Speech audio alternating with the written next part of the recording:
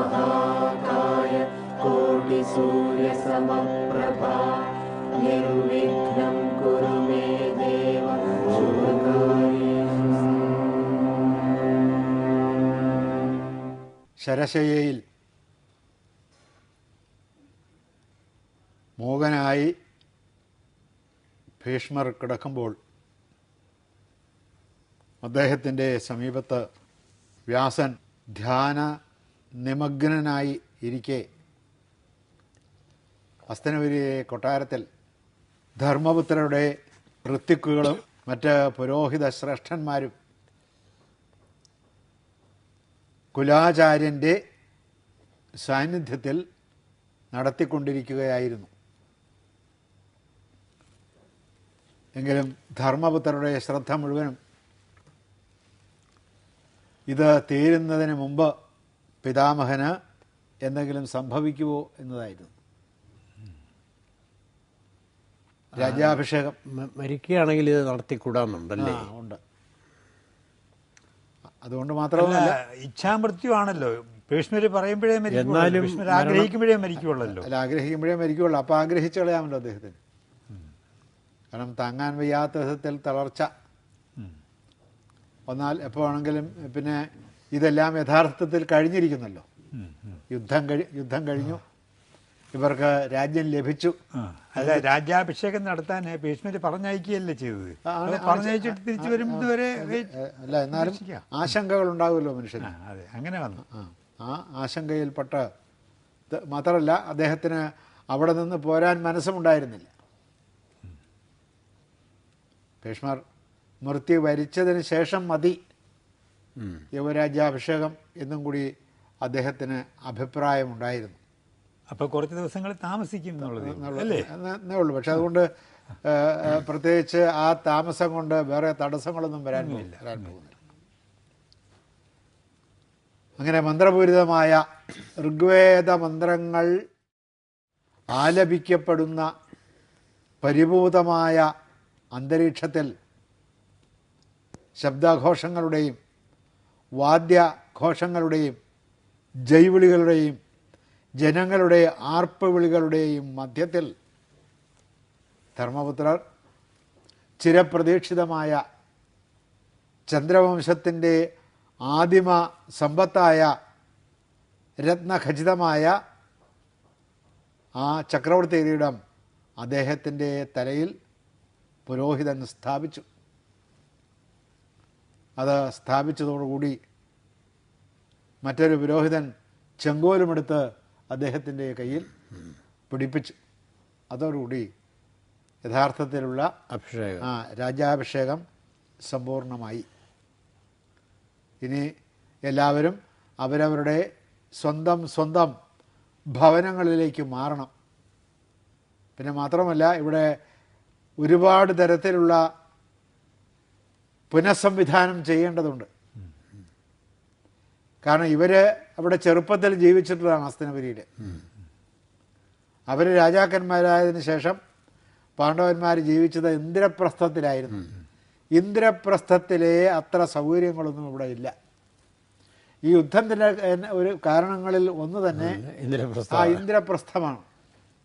ഇന്ദ്രപ്രസ്ഥത്തിൽ രാജസൂയയാഗം നടക്കുമ്പോൾ സമ്മാനങ്ങൾ വാങ്ങുന്നതിന് വേണ്ടി ഇദ്ദേഹത്തിൻ്റെ സാമന്ത ധർമ്മപുത്രരുടെ അല്ലെങ്കിൽ പാണ്ഡുവിൻ്റെ സാമന്ത രാജാക്കന്മാരിൽ നിന്ന് അല്ലെങ്കിൽ കുരുവംശത്തിൻ്റെ സാമന്ത രാജാക്കന്മാരിൽ നിന്ന് അവർ നേരിട്ടും അവരുടെ പ്രതിനിധികൾ വഴിയും കൊണ്ടുവന്നിട്ടുള്ള അനേകം സമ്മാനങ്ങളുണ്ട്, പാരിതോഷികങ്ങൾ.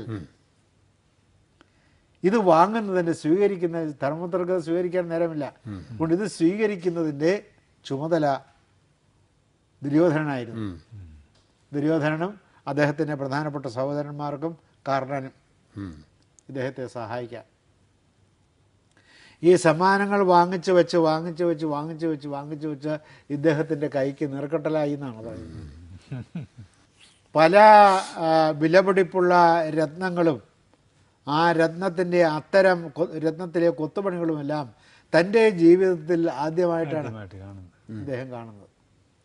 അപ്പോൾ ഇതിൻ്റെ ഒരു സഹിക്കാൻ വയ്യാത്ത കൊതി, ഇതിൻ്റെ അടക്കാൻ വയ്യാത്ത ദുര, ഇത് കിട്ടിയാൽ കൊള്ളാമെന്നുള്ള അദ്ദേഹത്തിൻ്റെ ഉള്ളിൽ നിന്നുള്ള ഒരു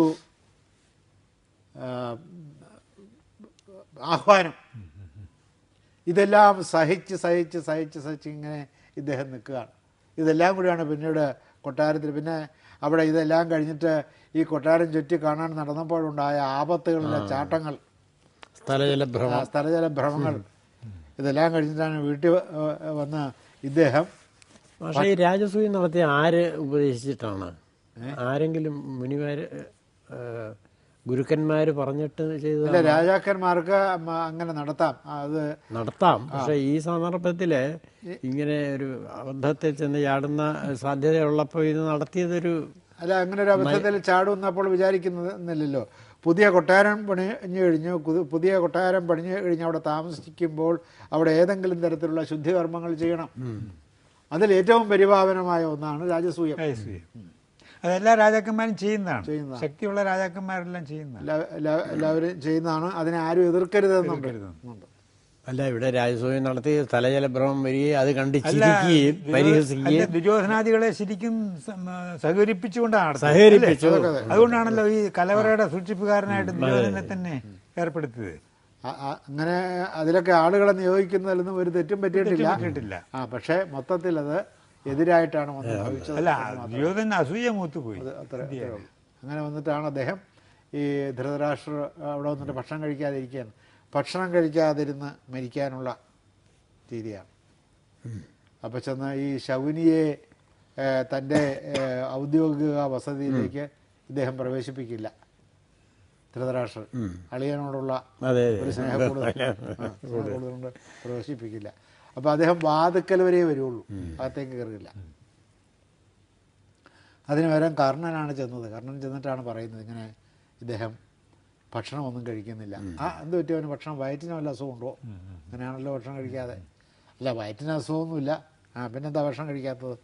ഭക്ഷണം കഴിക്കാത്തത് ഈ അവിടെ പോയി ധർമ്മപുത്രരുടെ ജീവിതത്തിൻ്റെ ഒരു അവർണ്യമായ തരത്തിലുള്ള അനിർവചനീയമായ തരത്തിലുള്ള അഭിവൃദ്ധിയും അദ്ദേഹത്തിന് രാജസൂയത്തിൽ ലഭിച്ച സ്വത്തുക്കളും കണ്ടിട്ട് ഇദ്ദേഹത്തിൻ്റെ രാജ്യത്വം അസ്തമിച്ചു പോയിരിക്കുന്നു. അത് രാജസൂയത്തിൽ പിന്നെ അങ്ങനെയല്ലേ? അതെല്ലാവർക്കും അറിയാവുന്നില്ല. രാജസൂയത്തിൽ ധാരാളം സ്വത്തുക്കൾ കിട്ടും, സമ്മാനങ്ങൾ കിട്ടും, രത്നങ്ങൾ കിട്ടും, സ്വർണങ്ങൾ കിട്ടും, പലതരത്തിൽ പണി ചെയ്ത ശില്പവിദ്യയോടുകൂടിയ പല പാരിതോഷികങ്ങൾ കിട്ടും. ഇതൊക്കെ എന്ത് ചെയ്യാൻ പറ്റും? നമുക്ക് നടത്താൻ സാധ്യമല്ലല്ലോ. കാരണം കുടുംബത്തിലെ മൂത്തയാൾക്ക് നടത്താൻ സാധിക്കും, മക്കളിലെ മൂത്തയാൾക്ക് നടത്താൻ സാധിക്കും. അത് അയാളാണ് മൂത്തത്, ഇയാൾക്ക് അത് ചെയ്യാൻ ഒക്കില്ലല്ലോ. ഒരു പ്രത്യേക രാജ്യം എന്നുള്ള രീതിയിൽ ദുര്യോധനന് വേണേൽ ചെയ്യാമായിരുന്നു. ഇല്ല, ചെയ്യാൻ ഒക്കില്ല. അല്ല, ധൃതരാഷ്ട്രർ പറയുന്നുണ്ടല്ലോ വേണമെങ്കിൽ നിനക്കും ചെയ്യാമായിരുന്നല്ലോ. അത് കാര്യം മനസ്സിലാക്കാതെ പറയുന്ന അത് ചെയ്യാൻ ഒക്കില്ല. അത് ചെയ്യാൻ ഒരുങ്ങിയതാണല്ലോ. അത് ചെയ്യാൻ ഒരുങ്ങിയിട്ട് യാചനയും ഉപയാചനയും വരുത്തി ഇത് ചെയ്യാൻ ഇതിൻ്റെ കർമ്മങ്ങൾ അറിയുന്ന ആളുകളാണല്ലോ. അവരെ വരുത്തിയപ്പോൾ അവരാണ് പറഞ്ഞത്, അവര് പറഞ്ഞു മക്കളിൽ മൂത്തയാൾ ചെയ്യാൻ പറ്റുള്ളൂ, അവകാശമില്ല, ചെയ്യാൻ സാധ്യമല്ല. അവർ വളരെ ടെക്നിക്കലായിട്ട് പറഞ്ഞതാണ്. പ്രശ്നം ചേർന്ന് പറഞ്ഞതൊന്നുമല്ല. അപ്പം അതുകൊണ്ട് ധർമ്മപുത്രൻ ഇരിക്കുമ്പോൾ ദുര്യോധനൻ അത് ചെയ്യാൻ സാധിക്കില്ല. പിന്നെ അതിന് തുല്യമായ മറ്റ് യാഗമുണ്ട്, അത് വേണമെങ്കിൽ ചെയ്യാം.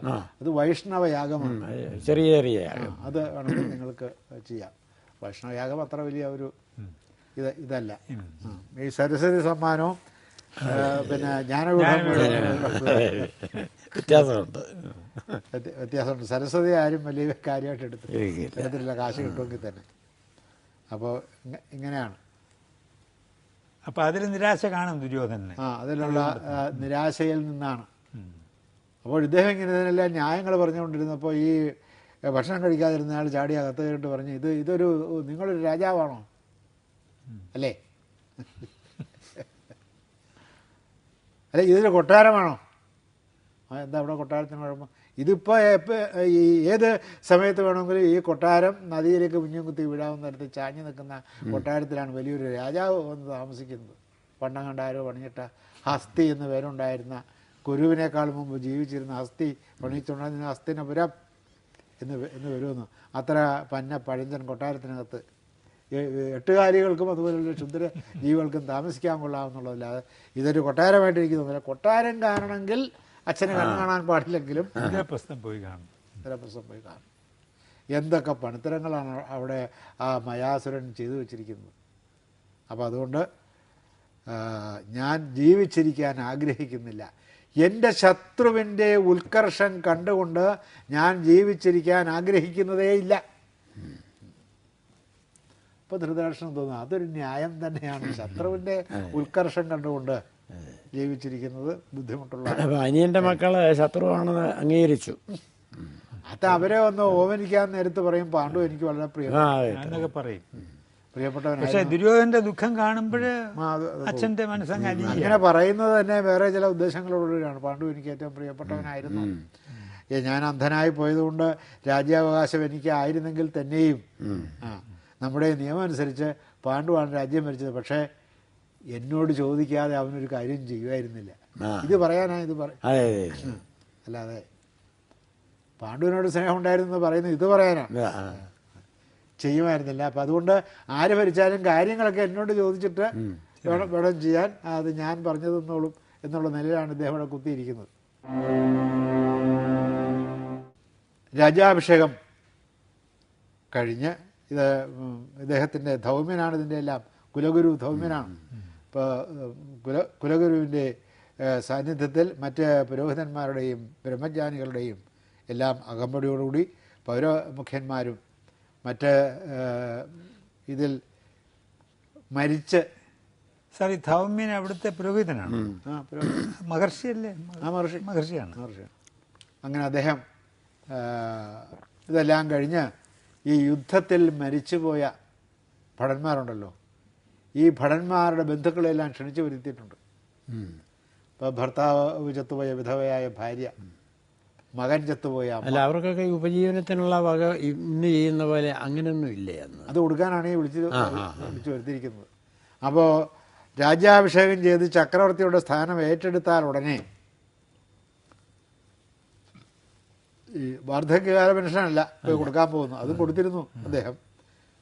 ഇവർക്കെല്ലാവർക്കും ജീവിക്കുന്നതിനുള്ള പാരിതോഷികം കൊടുക്കാനാണ് ഉദ്ദേശിക്കുന്നത്. പാരിതോഷികമായിട്ട് കോമ്പൻസേഷൻ പാരിതോഷികമായിട്ട് കൊടുക്കുന്നു. ഈ നഷ്ടപരിഹാരം ചക്രവർത്തി തന്നെ നേരിട്ട് കൊടുക്കുക. ദുരിതാശ്വാസ ഈ മരിച്ചുപോയ ഭടന്മാരുടെ ബന്ധുക്കൾക്ക് ശേഷക്കാർക്ക് കൊടുക്കുന്ന കർമ്മമാണ് അദ്ദേഹം ആദ്യം ചെയ്തത്. അതിന് ഏതാണ്ട് 6 ദിവസത്തോളം എടുത്തു ഇത് കൊടുത്തു തീരാൻ പ്രധാനപ്പെട്ടവർക്ക്. അപ്പോഴും ആളുകൾ തീർന്നിട്ടില്ല. അപ്പം അവർക്കെല്ലാം പിന്നീട് ഉദ്യോഗസ്ഥന്മാർ, മന്ത്രിമാർ തുടങ്ങിയവർ കൊടുക്കാൻ ഏർപ്പാട് ചെയ്തിട്ട് അദ്ദേഹം ഭീഷ്മരുടെ കാര്യം അന്വേഷിക്കുകയാണ് ചെയ്തത്. ഭീഷ്മ പിതാമഹൻ്റെ അവസ്ഥ എങ്ങനെ ഇരിക്കുന്നു? അപ്പോൾ അദ്ദേഹത്തിന് പ്രശ്നമൊന്നുമില്ല, അദ്ദേഹം ഭക്ഷണമൊന്നും കഴിക്കുന്നില്ല. അദ്ദേഹം ശരശയ്യ എന്നുള്ളത് ഇല്ലാതായിരിക്കുന്നു. ശരങ്ങളെല്ലാം തനിയെ കൊഴിഞ്ഞുപോയി, ഇല്ലാതെയായി. എന്നിട്ട് അദ്ദേഹം ഒരു ഭൂമത്തയുടെ പുറത്ത് കിടക്കുന്ന സ്ഥിതിയിലാണ് അദ്ദേഹത്തെ പിന്നെ കാണുന്നത്. അപ്പോഴും വ്യാസൻ അവിടെ ഇരിക്കുന്നുണ്ട്. ഈ ശരത്തിൽ കുത്തിയാണല്ലോ നിന്നിരുന്നത്. ആ ശരങ്ങൾ ഒക്കെ തനിയെ അപ്രത്യക്ഷമായി. എന്നിട്ടൊരു ഭൂമത്തയുടെ പുറത്ത് അദ്ദേഹം കിടക്കുകയാണ്. അതിൻ്റെ അടുത്ത് വ്യാസൻ ഇരിക്കുകയും ചെയ്യുന്നുണ്ട്. ഇതാര് ചെയ്തു, എങ്ങനെ സംഭവിച്ചു എന്നൊന്നും പറയുന്നില്ല. അദ്ദേഹത്തിൻ്റെ ശരം അവിടെ തറച്ചത് അർജുനനായിരുന്നല്ലോ. അതെ, ഏത് തറച്ചതാണ്? തറച്ചതാണ്. അപ്പൊ അത് മാറ്റാൻ അർജുനനല്ലേ പറ്റുള്ളൂ. വേണ്ട, അത് തനിയെ മാറിപ്പോയി. പിന്നെ അർജുനന്റെ ആവശ്യമില്ല. അത്രയ്ക്ക് പ്രഭാവം ഇദ്ദേഹത്തിനുണ്ട്. വ്യാസന് ഭീഷ്മർക്ക് തന്നെ അതിന്റെ പ്രഭാവം ഉണ്ടല്ലോ. ഇപ്പോൾ ശരീരത്തിൽ വ്രണങ്ങളും അതുപോലെയുള്ള വടുക്കളുമൊന്നുമില്ലാതെ ശാന്തനായി കിടക്കുന്ന ശാന്തനായി കിടക്കുന്ന ശന്തനു പുത്രനെയാണ് ഇദ്ദേഹം 2 ദിവസം കൂടി കഴിഞ്ഞിട്ടാണ് പോകുന്നത്. 58ാമത്തെ രാവിൽ, ആ രാവിൻ്റെ ആരംഭത്തിൽ ഇവരെല്ലാവരും കൂടി ഭീഷ്മ പിതാമഹൻ്റെ ചുറ്റും ചെന്ന് അദ്ദേഹത്തെ തൊഴുമ്പോഴാണ് ഇത് കാണുന്നത്. ഇദ്ദേഹം ഒരു ഭൂമത്തയുടെ പുറത്ത് കിടക്കുക. എല്ലാവരെയും നോക്കി പുഞ്ചിരിച്ചു. ആ പുഞ്ചിരിച്ചുകൊണ്ട് കിടക്കെ തന്നെ അവർക്ക് മനസ്സിലായി അദ്ദേഹം യോഗചര്യയിലേക്ക് പതുക്കെ പതുക്കെ സാവധാനത്തിൽ ചലിച്ചുകൊണ്ടിരിക്കുന്നതായി അവർക്ക് തോന്നി. ഇപ്പോൾ താഴത്തെ പാദത്തിലെ വിരൽ മുതൽ ജീവൻ ഇല്ലാതെയാകുകയാണ്. താഴത്തു നിന്നാണ് അത് ആരംഭിക്കുന്നത്. താഴത്തു നിന്ന് പാദങ്ങളിലെ വിരലുകളിൽ നിന്ന് ജീവൻ മേലോട്ട് കയറി. അപ്പോൾ പാദങ്ങളിലെ വിരലുകൾ 10 വിരലുകളും മരിച്ചു. അവിടെ നിന്ന് മുകളിലേക്ക് പാദങ്ങളിലേക്ക് കയറി പാദങ്ങൾ മരിച്ചു. പിന്നെ കാൽമുട്ട് വരെ വന്നു, കാൽമുട്ടിന് താഴോട്ടുള്ള കാല് മുഴുവൻ മരിച്ചു. പിന്നെ അരക്കെട്ടിലേക്ക് വന്നു, അരക്കെട്ടിന് താഴേക്ക് മുഴുവൻ മരിച്ചു. ഇങ്ങനെ മരിച്ച് അദ്ദേഹം ഈ ഭ്രൂമധ്യവും കഴിഞ്ഞ് അദ്ദേഹത്തിൻ്റെ ഊർധ്വ മുഖം തുറന്ന് അതിലൂടെ ഒരു പ്രകാശം പുറത്തേക്ക് സഞ്ചരിക്കുന്നത് ഇവരെല്ലാവരും നേരിൽ കണ്ടു. അതോടുകൂടി ഇദ്ദേഹം മൃതനായി. ഒന്നും ഇവരോട് ആരോടും ഒന്നും സംസാരിച്ചില്ല. അവിടെ കൂടി നിന്നിരുന്ന സാധാരണ ജനങ്ങൾ, അകലത്തിൽ നിൽക്കുന്ന സാധാരണ ജനങ്ങളുണ്ട്, പിന്നെ ഉദ്യോഗസ്ഥന്മാരുണ്ട്, പിന്നെ പ്രകൃതി സഭയിലെ അംഗങ്ങളുണ്ട്, പിന്നെ മന്ത്രിമാരുണ്ട്, സേനാനായകന്മാരുണ്ട്, പിന്നെ പാണ്ഡവന്മാരുണ്ട്, ബന്ധുക്കളുണ്ട്, അന്തഃപുര സ്ത്രീകളുമുണ്ട്. ഇവരെല്ലാവരും വന്നിട്ടുണ്ട്. എല്ലാവരും ഇങ്ങനെ കണ്ടു നിൽക്കേ പിതാമഹൻ്റെ സംഭവ ബഹുലമായ ജീവിതം, ത്യാഗോജ്വലം എന്ന് നമുക്ക് ഈ പ്രത്യേക സന്ദർഭത്തിൽ വിശേഷിപ്പിക്കാവുന്ന ത്യാഗോജ്വലമായ ജീവിതം അവിടെ പരിപൂർണമായും അതിൻ്റെ പൂർണ്ണ വിരാമത്തിൽ എത്തിച്ചേർന്നു. ആളുകളുടെ കണ്ണുകളിൽ നിന്ന് ധാരയായി കണ്ണുനീർ ഒഴുകിക്കൊണ്ടിരുന്നു. അങ്ങനെ കണ്ണുനീർ ഒഴുകിക്കൊണ്ടിരിക്കെ അത് ചെറിയ ചെറിയ ശബ്ദത്തിൽ പുറത്തേക്ക് അത് ഉച്ചലിക്കാൻ തുടങ്ങി. അങ്ങനെ വന്ന് അത് അത് തടഞ്ഞു നിർത്താൻ വയ്യാത്ത തരത്തിലുള്ള ഒരു കൂട്ടക്കരച്ചിലായി മാറി. അങ്ങനെ എല്ലാവരും കരഞ്ഞുകൊണ്ടിരിക്കുകയാണ്. ആ കരച്ചിലുകളെയെല്ലാം അധക്കരിക്കത്തക്ക വിധത്തിലുള്ള ലോകത്തിൻ്റെ ദിക്കുകളെല്ലാം പിളർന്നു പോകത്തക്ക വിധത്തിലുള്ള ഒരു മഹാവിലാപത്തിൻ്റെ പ്രതിധ്വനി അന്തരീക്ഷത്തിൽ അലയടിക്കുന്നു. ഗംഗാ നദി എഴുന്നേറ്റ് വരികയാണ്.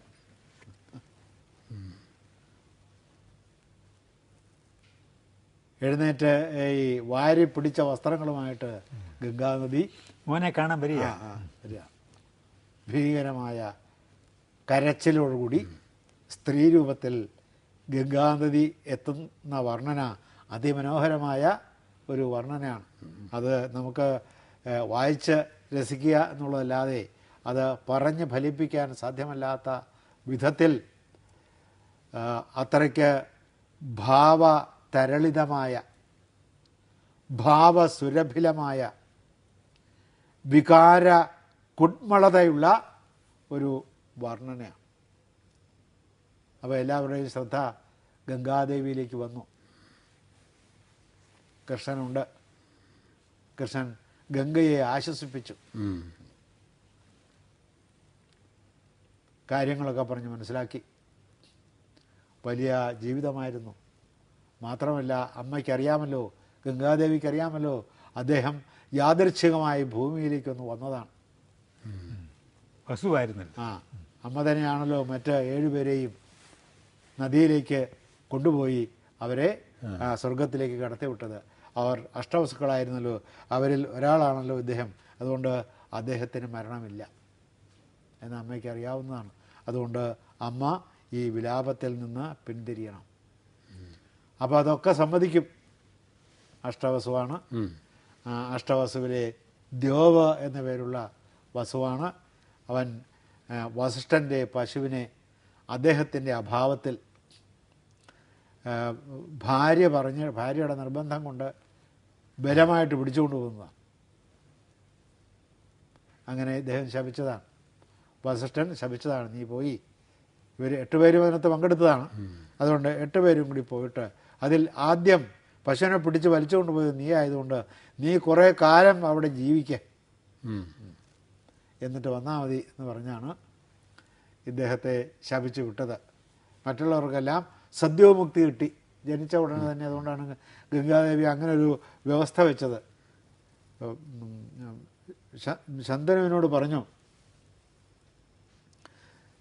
ഞാൻ ഗർഭിണിയായി അതിൽ സന്തതികളുണ്ടായാൽ ആ സന്തതികളെ ഞാൻ എന്ത് ചെയ്യുന്നുവെന്ന് ചോദിക്കാൻ നിങ്ങൾക്ക് അവകാശമില്ല. എൻ്റെ അനിഷ്ടം എൻ്റെ ഇഷ്ടത്തിനെതിരായിട്ട് നിൽക്കരുത്. ഇഷ്ടത്തിനെതിരായിട്ട് നിൽക്കരുത് എന്നല്ല, ഈ കുഞ്ഞുങ്ങളുടെ കാര്യം ഇഷ്ടത്തിനെതിരായിട്ട് നിൽക്കരുത് എന്ന് പറഞ്ഞത് ഉർവശി പുരൂരവസിനോട് പറഞ്ഞതാണ്. പിന്നെ നിങ്ങളെ നഗ്നനായി ഞാൻ കാണുകയും വരുത്. അത് ഉർവശി പറഞ്ഞു. ഉർവശി പറഞ്ഞ ഈ രണ്ട് കാര്യങ്ങളാണ് ഉർവശി പറഞ്ഞത്. ഇത് കുട്ടികളെ ഞാൻ എനിക്ക് തോന്നിയതുപോലെ ചെയ്യും അങ്ങനെ പറഞ്ഞു എന്നാണ് ഗംഗാദേവി പറഞ്ഞത്. അപ്പോൾ ഇദ്ദേഹത്തിന് അവരങ്ങനെ പറഞ്ഞ സ്ഥിതിക്ക് നിനക്ക് അങ്ങനെ തോന്നിയ പോലെ ഞാൻ നിന്റെ കാര്യത്തിന് ഓടി എന്ന് പറയേണ്ട കാര്യമേ ഉള്ളൂ. അത്രേ ഉള്ളൂ. അല്ല, ഏത് ഗംഗാദേവിയാണെന്ന് പറഞ്ഞാലും ഭാര്യയായിട്ട് വന്നിരിക്കുകയാണല്ലോ. അപ്പോൾ അതിൽ കുട്ടികളുണ്ടാകുമ്പോൾ ആ കുട്ടികളെ എന്ത് ചെയ്യണം എന്നുള്ള കാര്യത്തിൽ രണ്ടുപേർക്കും ഒരു തീരുമാനം കൂടെയാണല്ലോ തീരുമാനിക്കേണ്ടത്. അല്ല, നീ ഒറ്റയ്ക്ക് തീരുമാനിക്കുകയാണെങ്കിൽ നീ വന്ന വഴിക്ക് അങ്ങ് നടന്നോ, ഹിമാലയത്തിൻ്റെ മുകളിലേക്ക് കയറി പൊക്കോ, അല്ലെങ്കിൽ നീ നേരെ കടലിലേക്ക് ഉപ്പുവെള്ളത്തിലേക്ക് ഒഴുകി അവിടെ പോയി കിടക്ക്. എനിക്ക് വേറെ പണിയുണ്ട്, വേറെ പെണ്ണുങ്ങളെ കിട്ടുമോ നോക്കട്ടെ. ഒന്നോ രണ്ടോ കഴിഞ്ഞപ്പോഴെങ്കിലും ഒന്ന് പറയാമായിരുന്നു. അതെ, പറയാമായിരുന്നു. പക്ഷേ ഇദ്ദേഹം ഒരു അങ്ങനത്തെ ഒരു പെങ്കാന്തനായതുകൊണ്ട് അദ്ദേഹം അദ്ദേഹം അതെല്ലാം അങ്ങനെ സമ്മതിച്ചു കളഞ്ഞു. സമ്മതിക്കാതിരുന്നു എങ്കിലാണ് അതിനകത്തൊരു നാടകം ഉണ്ടാവുക. ഇതിപ്പോൾ സംഘർഷമില്ലാതെ അങ്ങ് പോവുകയില്ലേ. ഇല്ല, അത് പറ്റില്ല അദ്ദേഹം പറഞ്ഞാൽ സംഘർഷമായല്ലോ. നാടകത്തിൻ്റെ സാന്ദ്രത വന്നു, ഗർഭിതമായി ആ സന്ദർഭം. എന്തായാലും അദ്ദേഹം അതെല്ലാം അങ്ങനെ തന്നെ സമ്മതിച്ചു കൊടുത്തു. അപ്പം അങ്ങനെ 7 പേരെ പെട്ടെന്ന് അവർക്ക് വസുക്കളിലേക്ക്, സ്വർഗത്തിലേക്ക് വസുക്കളായി തന്നെ പറഞ്ഞയക്കാൻ സാധിക്കും. 8ാമത്തതിലാണ് ഇദ്ദേഹം കയറി ഉടക്കിയത്. അവിടെ ഉടക്കി അങ്ങനെ കൊണ്ടുപോയി നമുക്ക് കൊല്ലാൻ സാധ്യമല്ല, കുട്ടിയെ എനിക്ക് വേണം, എനിക്ക് വളർത്തണം, നീ വേണമെങ്കിൽ നിന്റെ കാര്യത്തിന് പൊക്കോ എന്ന് പറയാൻ 7 പ്രസവിക്കുന്നതുവരെ പ്രായമായി കഴിഞ്ഞിട്ട് അദ്ദേഹത്തിന് കാത്തിരിക്കേണ്ടി വന്നു. അപ്പോൾ ഇതെല്ലാം ഭഗവാൻ ശ്രീകൃഷ്ണൻ ബഹുമാന്യയായ ഗംഗാദേവിയുടെ മുമ്പിൽ അവതരിപ്പിച്ചു. അതുകൊണ്ട് അല്ലയോ ഗംഗയെ, നീ കരയാതിരിക്കുക. അപ്പോൾ അത് സമ്മതിച്ചെങ്കിലും ഇദ്ദേഹത്തിൻ്റെ മൃതദേഹം കാണുമ്പോൾ പിന്നെയും അവർക്ക്, കാരണം ഈ അവശിഷ്ടം അവിടെ കിടക്കുകയാണല്ലോ, ഈ മരിച്ചു കിടക്കുന്നു എന്നുള്ളൊരു തോന്നലേ ഇല്ല. ഇദ്ദേഹം ചുമ്മാ ഒരു തമാശയ്ക്ക് അവിടെ കിടക്കുന്നു, വിശ്രമിക്കുന്നു എന്ന് തോന്നത്തക്ക വിധത്തിലാണ്. അല്ലാതെ മരിച്ചവൻ്റെ വൈകൃതമൊന്നും അദ്ദേഹത്തിൻ്റെ മുഖത്തില്ല. പിന്നെ അന്നത്തെ കാലമായതുകൊണ്ട് മൂക്കിൽ പഞ്ഞിയും വെച്ചിട്ടില്ല. ഇപ്പോഴാണല്ലോ ഈ മൂക്കിൽ, എന്തിനാണാവോ അതിങ്ങനെ മൂക്കിൽ വെള്ളം ഒലിച്ചു രക്തം ഉണ്ടെങ്കിൽ രക്തം ഒഴിച്ച് ഇറങ്ങാതിരിക്കാൻ. അതിപ്പോൾ ഉണ്ടെങ്കിലല്ലേ. ഇതിപ്പോൾ എല്ലാവരുടെയും മുക്കിലും ഇത് വയ്ക്കുന്നതായിട്ടാണ് കാണുന്നത്. ചടങ്ങായിട്ട് മാറി. അത് പഴകിയാലാണല്ലോ ഇതെല്ലാം ഒലിച്ചു വരുന്നത്.